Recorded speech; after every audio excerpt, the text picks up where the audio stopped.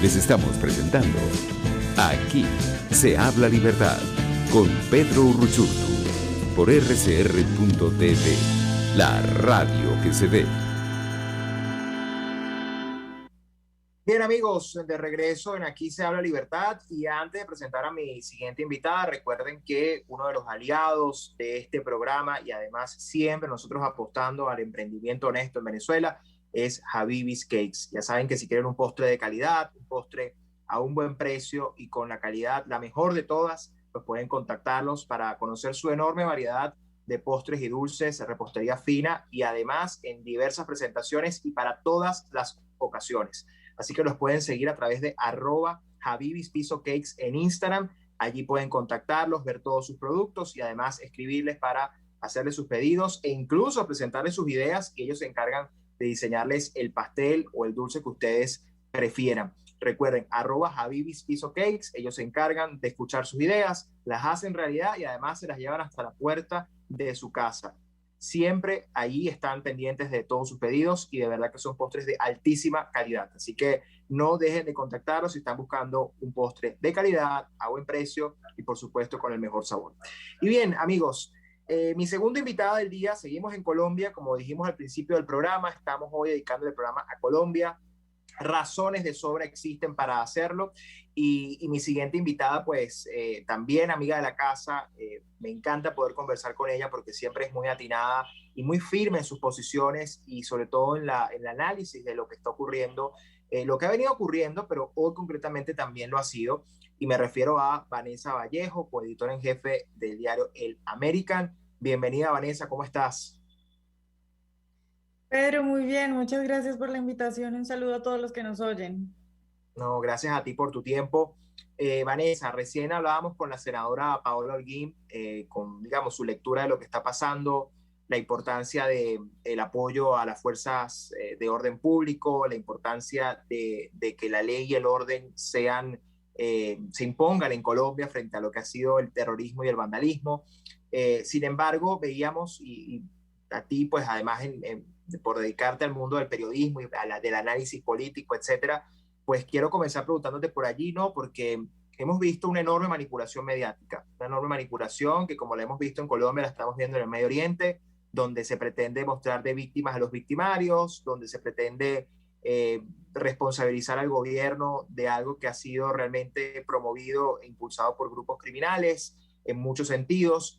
¿Cuál es tu lectura de lo que está pasando en Colombia hoy desde esa perspectiva y de lo que ha sido tu análisis?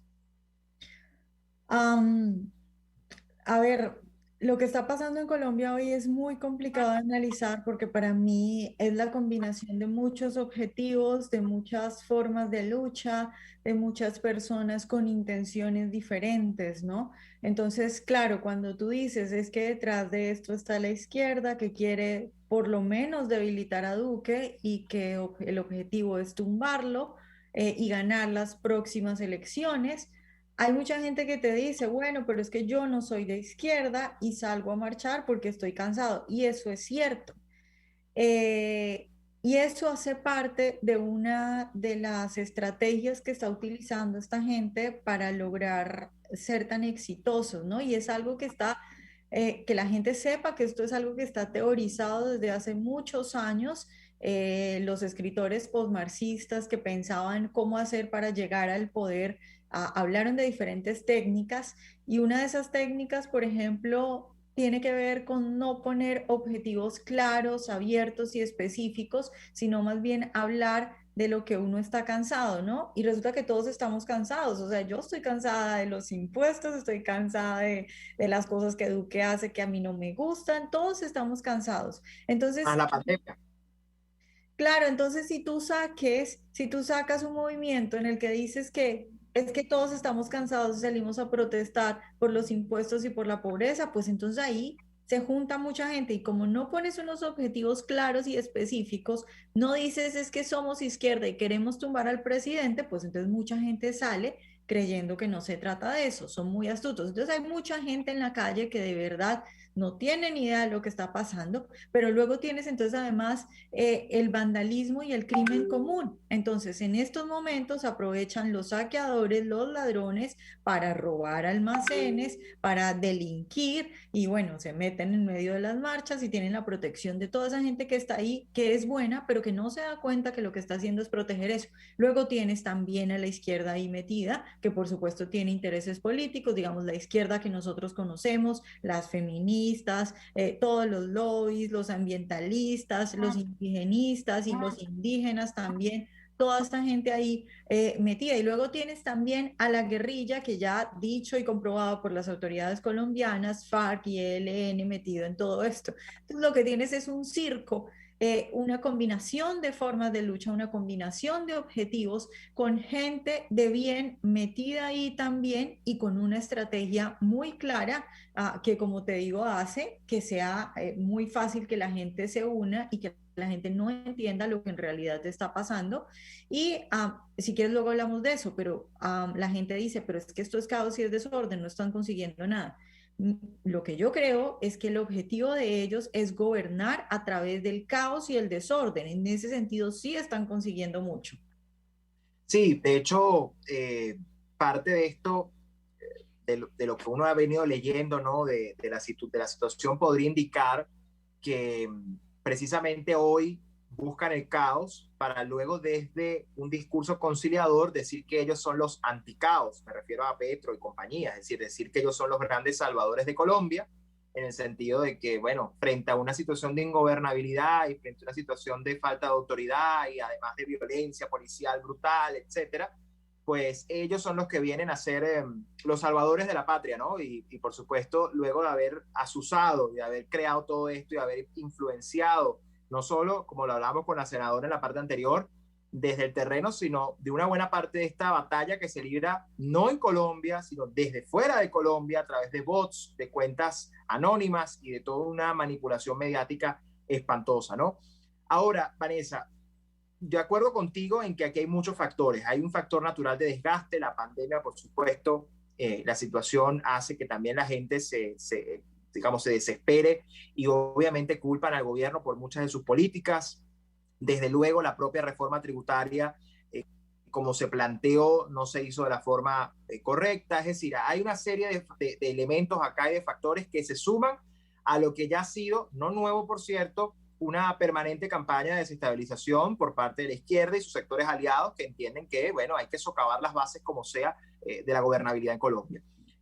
¿Cómo ves tú el camino hacia el 2022 en una Colombia que enfrenta elecciones presidenciales en un momento en el que quieren la cabeza de Duque? Es decir, el objetivo ya no es la reforma tributaria, que ya fue retirada, sino la cabeza de Iván Duque y del establishment, si lo queremos ver así. ¿Cómo ves ese camino hacia el 2022 y cómo ves a la clase política entendiendo ese desafío, si es que lo entiende? Yo creo que muy pocas personas en Colombia entienden lo que está pasando. Yo creo que tienen idea, estoy hablando de los políticos de derecha o del centro democrático, los partidos que no son de izquierda. Tienen idea y más o menos tienen nociones y obviamente hay cosas que son evidentes. Por ejemplo, que las FARC y el ELN están ahí es evidente. Que la izquierda se quiere tomar el poder es evidente. Yo lo que creo que no entienden es la técnica que están utilizando y incluso me preocupa porque esto tiene que ver también con seguridad y con la técnica que utilizan los militares y los policías, ¿no? Que si no entienden qué es lo que está pasando, no van a poder controlarlo. Entonces, me devuelvo a esto del caos. Obviamente, lo que tú decías es cierto, Pedro, de que, claro, ellos generan caos para que la gente se ponga peor y esté más descontenta aún, y luego ellos decir, bueno, esto es un desastre y es culpa de Duque, cuando en realidad fueron ellos los que lo hicieron, y decir, nosotros sí vamos a arreglar eso. Pero además, lo que ellos están haciendo es decir, para tú gobernar no necesitas ser el presidente. Y la estrategia del caos para gobernar ya está dando frutos en Colombia. Entonces, tienes el país vuelto una nada. Entonces, estamos hablando de centenares de policías heridos, miles de estaciones y buses quemados, comercios, pérdidas millonarias, ciudades capitales ya con desabastecimiento. Cuando tienes eso, entonces el presidente dice, ok, me voy a sentar a hablar con los supuestos líderes del paro, ¿no? Y entonces, a través de ese desorden, de ese caos que han logrado, lo que haces es presionar al gobierno para que haga lo que tú digas, porque si no, entonces yo le voy a incendiar este país. Entonces, fíjate que es un chantaje, es una banda de delincuentes que tienen chantajeado y acorralado al presidente. Muy bien decía, ayer yo entrevistaba al expresidente Uribe y me asombró que tuviera la claridad para decir, esta gente lo que quiere es tener a Duque como títere mientras ganan las elecciones del próximo año. Y de nuevo, yo creo que la gente debe entender que es gobernar a través del caos y del desorden y de incendiar un país. Lo otro es lo de la seguridad. Acá hay un problema muy grande y es que no estás combatiendo algo que durante años los militares y los policías en Colombia están acostumbrados, que es FARC, ELN, gente armada organizada, que es una estructura delincuencial, terrorista, que se puede capturar y se puede combatir como tal. Aquí estás con algo que todavía la mayoría de gente cree que son protestas, pero no son protestas en realidad. Acá hay terroristas urbanos, pero entonces cuando coges a alguien que cometió uno de estos delitos, que prendió un CAI, que hizo tal cosa, esa persona no está identificada dentro de un grupo terrorista porque se supone que es manifestante. Entonces es diferente cómo puede actuar. Ya han capturado gente y la han soltado. Entonces es muy difícil entender cómo actuar en estas situaciones y también sucede que fue lo mismo que sucedió en Chile, lo mismo que sucedió acá en Estados Unidos con BLM, que los militares, los policías, la autoridad tienen miedo de actuar porque en esos enfrentamientos obviamente va a ocurrir algo si ellos actúan como deben actuar. Porque si tú tienes a alguien con un cuchillo, pues lo normal es que tú actúes y si la cosa sale de control, esa persona va a terminar muerta. Y ese es, digamos, el protocolo y la línea que se debe seguir, que debe seguir la autoridad. Pero cuando eso pasa, eso, digamos, enciende más la protesta, la manifestación y lo que hace es empeorar la situación. Entonces, tanto en Chile como en Estados Unidos con BLM, lo que se decidió fue hacer un paso atrás y dejar que esta gente se salga de control y no meter a las autoridades ahí. Por eso tú veías vandalismo y saqueos en Estados Unidos. Y eso era impresionante. Todos nos preocupó, ¿cómo va a pasar eso? ¿Cómo la policía no va a llegar? Donde llegue ahí fijo va a haber un muerto y la cosa va a ser incluso peor, ¿no? Entonces, es una situación muy difícil para manejar. Creo que los políticos en Colombia en general no entienden lo que está pasando y creo que el presidente Duque ahora ha caído en un espiral sin fondo porque ahora lo que él está haciendo es, fíjate lo que dijo, ya anunció universidad gratuita para el próximo semestre, lo de la renta básica que va a sacar adelante. Ahora lo que está haciendo Duque es, yo no me voy a dejar imponer de ustedes estas cosas a pesar de que estoy negociando con este comité de paro. No me dejo imponer esto porque entonces eso va a quedar como logros de esa gente, sino que yo me adelanto y saco todo eso. Entonces, toda esta semana estaba anunciando estas cosas. Entonces, hay una competencia entre el gobierno y la gente esta que está incendiando el país por quién es más socialista y quién saca medidas más socialistas. Entonces, muy, muy difícil la situación, pero, y cierro con esto y lo dejo ahí abierto, yo creo que lo que salva a Colombia es la gente que es consciente de lo que está pasando y que no se deja, ¿no? La gente que está reaccionando en Colombia, incluso con la violencia, porque responde a violencia con armas, con violencia también armada. Sí, tú tocas un punto que es que entre todos los que tocas estoy de acuerdo contigo, que es el de la violencia como chantaje, ¿no? Porque además lo que esta gente busca, Vanessa, es después que seas 1 milímetro van a querer que seas 1 centímetro, y después que seas 1 centímetro vas a querer que seas 1 metro, y así vas, hasta que al punto de que seas el poder absoluto, ¿no? Y eso es terrible porque, bueno, es obedecer al chantaje, y quien no lo identifica así, pues, bueno, no solo demuestra falta de autoridad, sino probablemente incomprensión de lo que está pasando. Y quiero tu reflexión sobre esto, porque fíjate, lo vimos hace un par de años en Chile. Yo recuerdo cuando comenzó la protesta en Chile, que bueno, como dices tú, protestas, nada, eso al final fue toda una turba valiéndose de una medida en el transporte público, en el metro, pues para incendiar y destruir. Yo recuerdo que el primer día, la primera noche, el presidente Piñera salió abiertamente en los medios diciendo que estábamos en guerra, que por lo tanto ellos estaban dispuestos a enfrentar esa guerra. y en menos de 24 horas tuvo que volver a salir a pedir perdón por haber hecho que estábamos en guerra, ¿no? Es decir, es peor que retrocede y además les das la razón a los violentos cuando te están acabando con el país, ¿no? Y, y en el caso, pues también del gobierno de Colombia, pareciera que no es muy distinto en el sentido de, bueno, frente al vandalismo, yo lo que voy a hacer es que voy a llamarlos a hablar con ellos y casi, no ha pasado, pero casi que piden perdón por cosas que ni siquiera son culpa de la propia gestión del gobierno actual en Colombia, sino como tú decías, tienen que ver con medidas propias de la izquierda cuando gobernó o de los socialdemócratas o como lo queramos ver. Eh, ¿Qué crees tú que sucede con la derecha, que termina siendo muy valiente con las ideas, pero que a la hora de la práctica en la política termina siendo, vamos a ponerle el término, tibia, a la hora de tener que enfrentar la amenaza de la izquierda? Porque yo siempre, a mí algo que me ha preocupado siempre, Vanessa, es que yo siento que a veces la derecha, antes que defender con contundencia sus propias posiciones y sus propios valores, prefiere tomar las banderas de la izquierda, resultando en una mala copia de la izquierda a la cual la gente siempre va a preferir la original, no la mala copia. Entonces, renuncias a tu propia identidad, a tus propios valores, para parecerte más a unos que son más aceptados, entre comillas, por la gente, pero la gente al final tampoco te va a apoyar a ti porque van a preferir a los que ya conocen, que defienden aquellos valores de la izquierda, antes que a ti que no terminas de ser auténtico. ¿Qué crees que pasa? Que vemos esta tibieza en parte de los gobiernos, en parte de la política, que no termina de asumir esto como una guerra y donde sí hay dos bandos claramente identificados. Bueno, lo primero es que obviamente estamos combatiendo en campos diferentes, porque nosotros sí tenemos unos límites y tenemos ética, principios, moral. Ellos no, ellos van a mentir, ellos van a matar, ellos van a engañar y entonces no tienen escrúpulos, ¿no? Nosotros sí tenemos límites y tenemos que jugar dentro de ese marco de ética que tenemos. Ellos no tienen ningún marco, ¿no?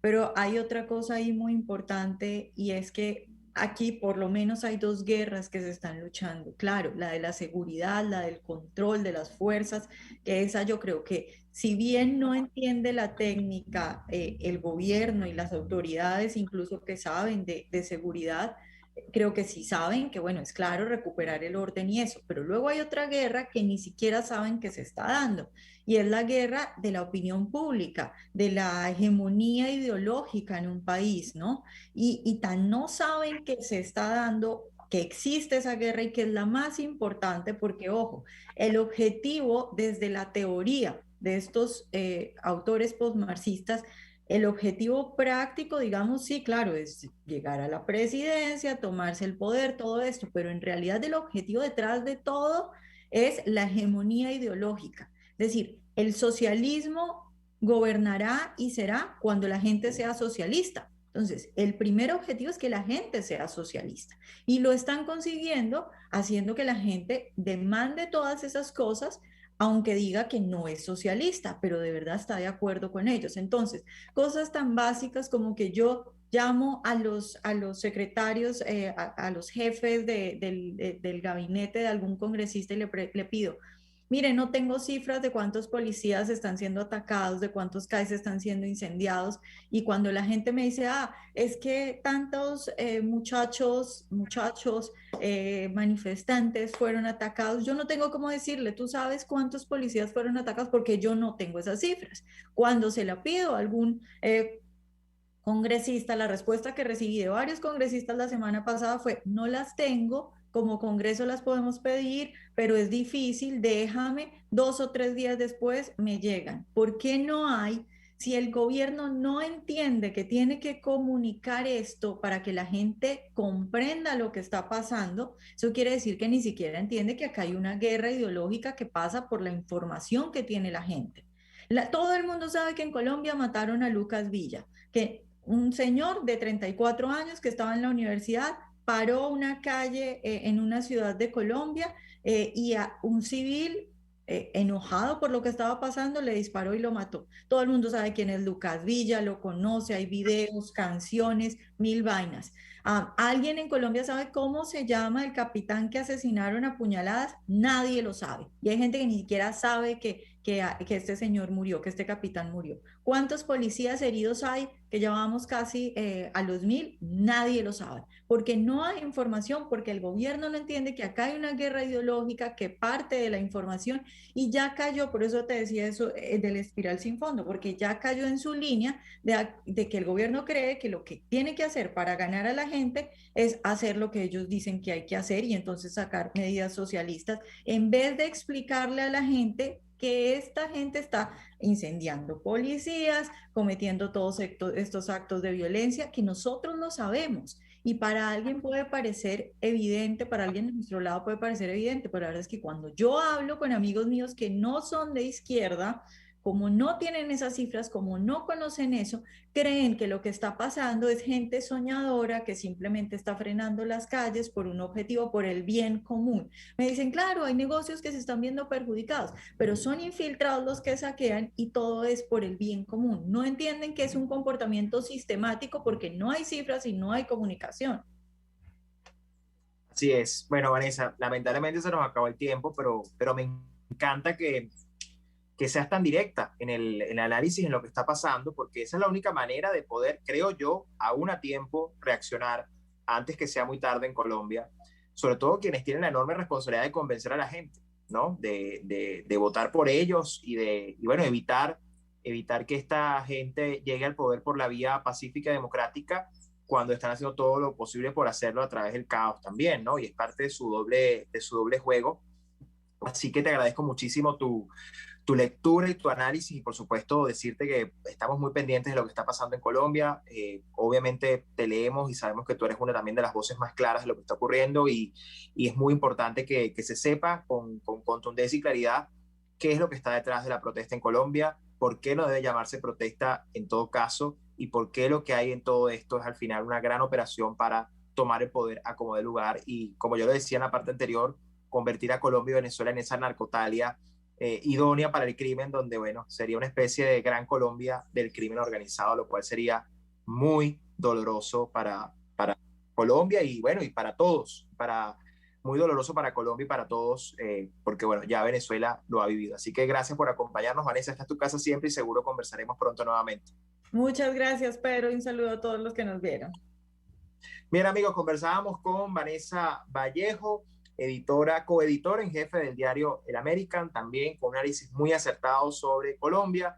En fin, con nuestras dos invitadas queda muy claro que lo que hay en Colombia trasciende a una simple protesta, es una operación que tiene objetivos muy claros y sobre todo una operación que busca desmantelar la democracia para llegar al poder a como dé lugar. Así que nos toca estar muy pendientes, seguir apoyando a los que luchan por la democracia y la libertad en Colombia, pero sobre todo entendiendo el riesgo que se cierne sobre Colombia, sobre Venezuela y sobre la región.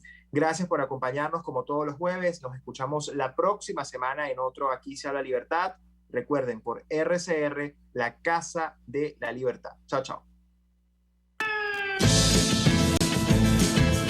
RCR presentó Aquí se habla libertad con Pedro Urruchurtu.